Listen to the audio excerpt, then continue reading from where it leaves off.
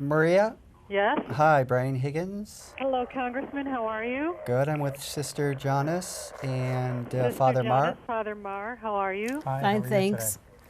You today? Congressman, why don't we start with you? I'll just let you talk about how it's been so far. Tell me everything. I want to know what you saw, what you felt. Go ahead. It's been a great couple of days, great energy, great optimism in the air. This Pope has transformed this city permanently. He delivered today a message of hope and healing, one of peace and justice, imbued with a grace and a humility that is, I think, very unique to this Pope. He admonished legislators in the House chamber, joint session of Congress, first time in its history, to initiate legislative processes, not just to occupy space. A very, very powerful message by a humble man who has captured the imagination of 70 million Catholic Americans and Catholics throughout the entire world. Well, can you tell me? That I think was Congressman Higgins. Tell me about Brian Higgins, the Catholic. What it meant to you to see the Pope today and to hear him as close as you were. Well, it was wonderful to have the Pope here and our guests from Western New York who have both done extraordinary work in the institutions that they represent. And it's just a special day for everybody, but I think it's a special day for America. This Pope, again, has captured the imagination of people throughout the world. His humility, his grace, his message of inclusiveness. Today, he invoked Moses, he invoked Abraham Lincoln, he invoked Martin Luther King, Thomas Merton, and Dorothy Day, and told their stories, which is in large part, the story of America. So I think it was a great message that connected with a lot of people, and it was very, very powerful. All right, thank you, Congressman. Sister Janice, I can't even imagine what you must be feeling right now. Well, I really feel that it was a gift in my life, a real blessing, to meet the instrument of peace. Francis, living up to the reputation of St. Francis of Assisi, reaching out to the poor, to the needy, to the broken, really inviting us and challenging us to be that instrument of peace in the world today. There are a lot of challenges that I'm going to take home with me, especially of the work that I do with the poor and the needy in our neighborhood, in our community. And I hope that I can really follow the example that Francis, our Pope, has really set out for me. I look forward to sharing that message with the people I meet and challenging them as well in the church. I felt really so very, very ignited. It was a very electrifying experience for me to see everybody together, being so joyful, being so hopeful. And the message of hope, healing, peace, justice brought to us, the realities for today given to us to look at ourselves. How are we really following the example of Christ and the Holy Father who stands as that example for us? So it's been a beautiful experience for me, most inspiring, and a lot of thoughtful reflection is going home with me today. Was there one thing or one moment that stands out to you? Just looking at the Holy Father and knowing how humble he is, very intellectual, but at the same time embracing everyone and condemning no one. And that's what I really felt as I witnessed his presence today and in the days that follow. All right, thank you, Sister. Father Maher, I'm anxious to hear your thoughts. It's interesting. This is the time of year that we all get flu shots and booster shots to sort of immune ourselves. I believe that Pope Francis' visit was really a booster shot to the church and to our society. And the booster shot really meaning that we all know that we can do better. We all know that we can be more inclusive. We all know that we can be more merciful. We all know we can be more just. And I think his message really was one of encouragement, that word he used over and over again.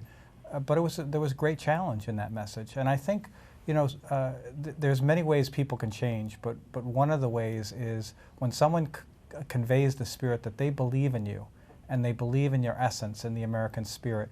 And what we have been doing really to date has fallen short of that spirit. And so it was a great, great message of encouragement. And what was most heartening to me today, it was a very simple phrase in his speech, but Pope Francis talked about, in my ministry. He sees himself as Pope and the papacy as a ministry, a service and faith. And I think that's a great lesson for all of us. Congressman, if I can circle back to you, what sense did you get of the reaction of your colleagues to today's speech? I thought it was very powerful. I thought it was very accepting. I think I've never seen the chamber so attentive to a head of state as we saw with the Pope. And I thought his message was universal. It was not political, it was moral, and it applies to all of us, and it requires all of us, his sister has said and his father has said, to reflect on what we heard today, to reflect on what we experienced with his visit, toward the goal of becoming better citizens of this country and better citizens of the world. Well, I think at one point I might have seen Speaker Boehner tear up a little bit. So it seems like it was a very emotional day for everybody. Yeah, I think it was. You know, the Speaker, the Vice President, the first Catholic Vice President of the United States, Speaker Boehner, and I think all of the members, the members of the Supreme Court were there, members of the Cabinet, the Diplomatic Corps, both the House and Senate. So it was a special day for all of us with a very special visitor who delivered a very powerful message. And it's one that calls all of us to action, but devoid of confrontation, devoid of condemnation, but one of gentle admonishment. And I think that's a very, very good message, particularly in the United States Congress. And Sister Janice first and then Father Maher, when you come back to your respective home bases, if you will, what are some of the things that you will, besides what it meant to you personally, what are some of the things you're going to be sharing with your people when you get back? Well, as I told our congressman, this was an event, but not an event just to be here in Washington, but to take home what we learned today, what we're reflecting on. And I'm going to go back to the center where all my poor are, and to really take them to heart, to embrace them. And what I really liked, what the Holy Father said, was not to be fearful of foreigners, but we too were foreigners. And in the center, we have 9 different countries right in the building learning English as a second language. And I'm going to just go and hug them and embrace them and take them to heart and love them as the Holy Father instructed us to do. Father? You know, I think Sister sums it up so eloquently. I think one of the things I go back to Niagara University challenged is I know I can be a better priest. I know I can be a better president. I know I can be a better educator. And I think the message is really to bring that message back to all of our faculty, our students, our staff, our administration. And I think for us as a university, obviously the poor are a central message in Pope Francis's messages and how he lives his life.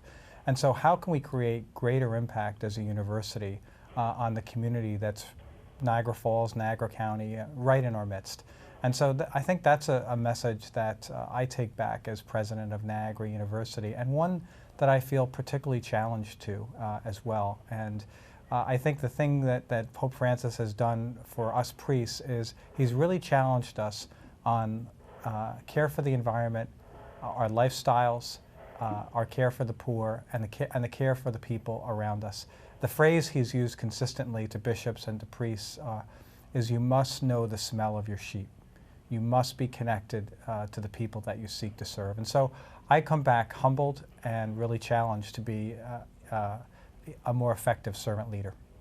I'm so jealous, the three of you. I just would have given anything to be there myself. Any final thoughts before I let you go? Anything I may not have asked that you want to make sure our viewers tonight hear from any of you? I think you got it.